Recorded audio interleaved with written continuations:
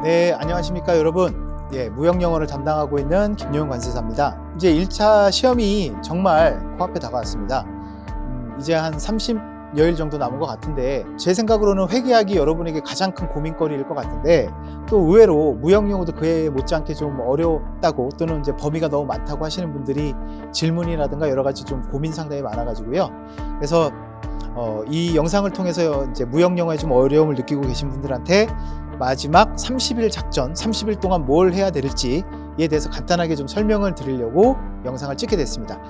자, 일단은 공부를 예전부터 좀 해오신 분들은 사실 뭐 크게 부담은 없으실 텐데, 시간을 여유있게 갖지 못한 채 공부를 해오고 계신 분들은 아마 마음이 되게 급하실 거예요. 관세법도 그렇고 내세법도 그렇고 생각보다 녹록치 않다는 것도 아시고, 회계학은 원래 어려운 과목이었으니까 그렇다 치고, 그래서 무역영어를 지금 좀 고득점을 맞으려고 하는데 범위가 너무 많다 보니까 정리가 안 된다, 그런 분들이 좀 계시더라고요. 그래서 제가 딱 세 가지만 좀 말씀을 드릴게요. 첫 번째가 뭐냐면, 무역을 처음 하시는 분들은, 접하시는 분들은 그 협약에 사용되는 용어라든가 어떤 개념이라든가 서류 이름이라든가 그런 것부터 이제 다 막히잖아요. 그러다 보니까 1권을 아직도 붙잡고 계신 분들이 꽤 많아요. 자, 무역영어는 1권이 이제 기본적인 용어나 개념이라든가 그 다음에 3대 협약, 뭐 여러 가지 이제 개념 설명 같은 게 많이 있죠. 절차 같은 것들. 근데 지금 시점에서는 1권을 붙잡고 계시는 게 아니라 2권을 붙잡고 계시는 게 맞습니다. 무슨 말 이해되셨죠? 참, 뭐 3대 협약이 1권에 있진 않지만 아무튼 기본 이론 때 이제 다루는 부분이긴 하죠. 자, 그래서 여러분들이 이제 1권은 더 이상 붙잡고 계시지 말고요. 이제는 2권, 즉 협약의 내용, 많이 이제 문제가 출제가 되고 있는 협약의 내용에 신경을 쓰는 게 맞고요. 자, 그 다음에 이제 두 번째로, 당연히 3대 협약하고 기타 협약이 최근에는 굉장히 비슷한 비중으로 출제가 되는데, 근데 우리가 똑같은 비중의 문제를 맞추기 위해서 들어가야 될 어떤 시간을 따져본다면 3대 협약이 훨씬 더 양이 적다라는 거죠. 그래서 일단은 3대 협약에 좀 집중을 하시는 게 맞습니다. 자, 그런데 내가 이제 모의고사를 보고 있는데 3대 협약은 어느 정도 80% 이상 맞추고 있다 라고 한다면, 그때서야 이제 기타 협약으로 넘어가서 얘네들도 좀 챙겨보시는 게 맞고요. 이 두 개를 동시에 잡으려고 하면 시간이 없기 때문에 되게 힘들 거예요.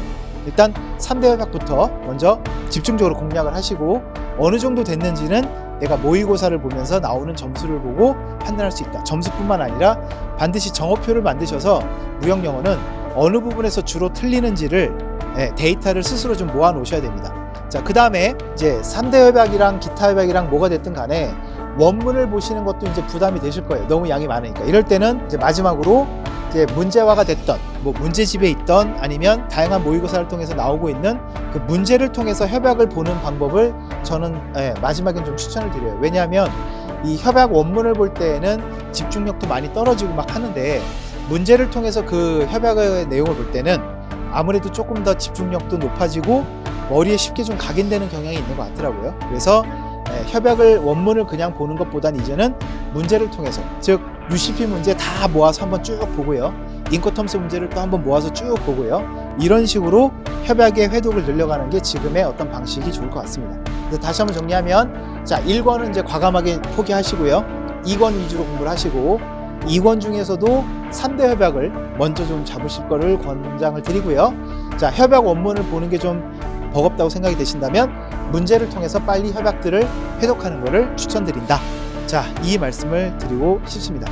그 객관식 공부라는 게 여러분들 체계적으로 어떤 뭐 목차를 정리한다거나 하는 게 아니기 때문에, 공부를 하더라도 돌아서면 사실 머릿속에 별로 남아있지 않다고 느껴지는 게 많아요. 그게 당연한 건데 그게 되게 불안한 점이거든요.